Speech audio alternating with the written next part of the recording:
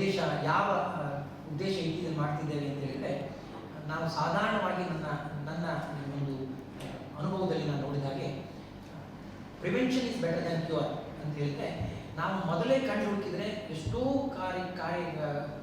ರೋಗಗಳನ್ನು ನಾವು ಸಂಪೂರ್ಣ ಗುಣಪಡಿಸ್ಬೋದು.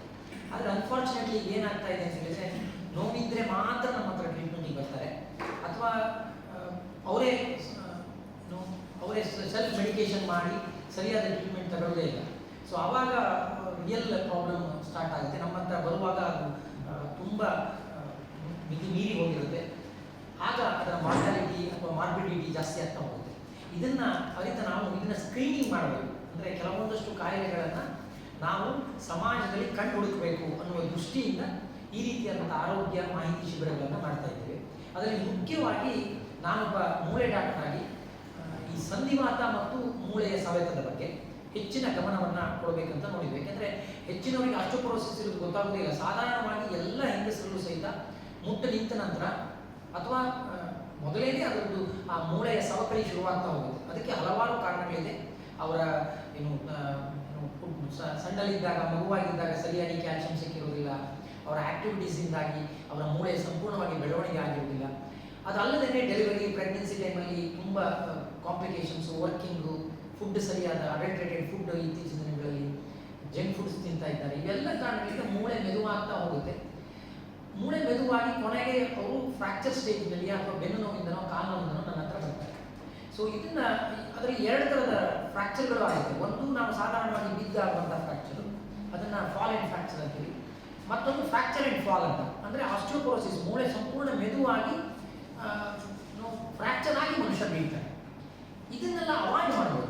ಈ ರೀತಿಯಾದಂಥ ಸಮಸ್ಯೆಗಳನ್ನು ನಾವು ಅವಾಯ್ಡ್ ಮಾಡ್ಬೋದು. ಇದು ಗೊತ್ತಾಗುವ ಮೊದಲನೇ ಸರಿಯಾಗಿ ಟ್ರೀಟ್ಮೆಂಟ್ ಮಾಡಿದರೆ ಅದಕ್ಕೆ ಮಾರ್ಬಿಡಿಟಿ ಕಮ್ಮಿ ಆಗುತ್ತೆ, ಅವರ ಫಿನಾನ್ಷಿಯಲ್ ಬರ್ಡನ್ ಕಮ್ಮಿ ಆಗುತ್ತೆ ಜನರದ್ದು. ಈಗ ಒಂದು ಸಲ ಫ್ರ್ಯಾಕ್ಚರ್ ಆಯ್ತು ಅಂದರೆ ಅವರಿಗೆ ಅದರ ಆಪರೇಷನ್ ಅಂತ ಹೇಳಿದ್ರೆ 1 ಲಕ್ಷ, 1.5 ಲಕ್ಷ, 2 ಲಕ್ಷವರೆಗೆ ಖರ್ಚಾಗ್ತದೆ. ಸೊ ಇದ್ರ ಬದಲು ಮೊದಲೇ ನಮ್ಮ ಮೂಳೆಯ ಆರೋಗ್ಯ ಹೇಗಿದೆ ಅಂತ ಕಂಡುಹಿಡಿದ್ರೆ ಅದಕ್ಕೆ ಸರಿಯಾದಂಥ ಇಂಜೆಕ್ಷನ್ಸು, ಟ್ಯಾಬ್ಲೆಟ್ಸು ಎಲ್ಲ ಬರ್ತದೆ ಇತ್ತೀಚಿನ ದಿನಗಳಲ್ಲಿ.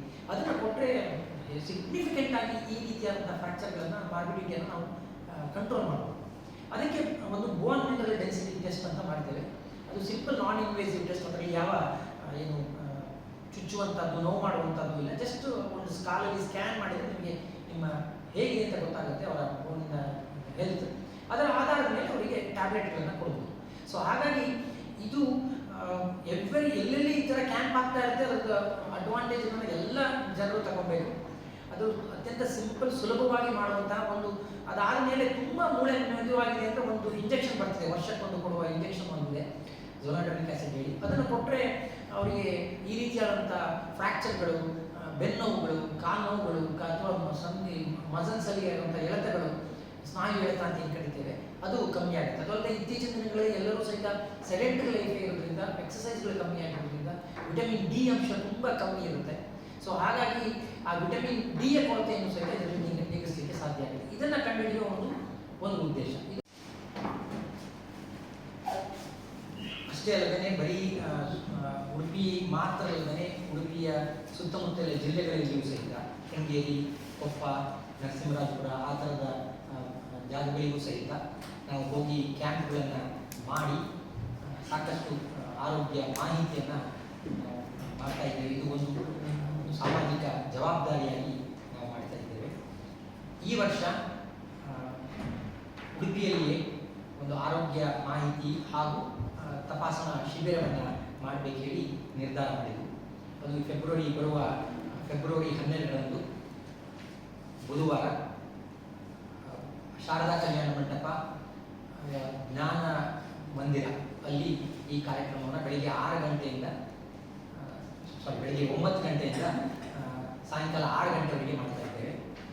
ನಮ್ಮ ಜೊತೆಗೆ KMC ಮಣಿಪಾಲದ OBG ಡಿಪಾರ್ಟ್ಮೆಂಟ್ನ ಹೆರಿಗೆ ಮತ್ತು ಸ್ತ್ರೀರೋಗ ವಿಭಾಗ ನಮ್ಮ ಜೊತೆಗೆ ಸೇರಿದ್ದಾರೆ, ನಮ್ಮೊಂದಿಗೆ ಸಹಕಾರವನ್ನು ಕೊಡ್ತಾ ಇದ್ದಾರೆ. ಹಾಗೂ ಮಣಿಪಾಲ್ ಫೌಂಡೇಶನ್ ಬೆಂಗಳೂರು ಇವರು ಅದರ ಕೆಲವೊಂದಷ್ಟು ಟೆಸ್ಟ್ಗಳನ್ನು ಪ್ರಾಯೋಜಕತೆಯನ್ನು ಸಹಿತ ವಹಿಸ್ತಾ ಇದ್ದಾರೆ. ಸೊ ಹಾಗಾಗಿ ಇದು ಸ್ವಲ್ಪ ದೊಡ್ಡ ರೀತಿಯಲ್ಲಿ ಈ ಕಾರ್ಯಕ್ರಮವನ್ನು ಮಾಡುವ ಉದ್ದೇಶದಿಂದ ತಮ್ಮೆಲ್ಲರನ್ನೂ ಸಹಿತ ನಾನು ಈ ಪತ್ರಿಕಾ ಗೋಷ್ಠಿಗೆ ಅದನ್ನು ತಮಗೆಲ್ಲರಿಗೂ ಪ್ರಥಮವಾಗಿ ಹೃತ್ಪೂರ್ವಕ ಸ್ವಾಗತ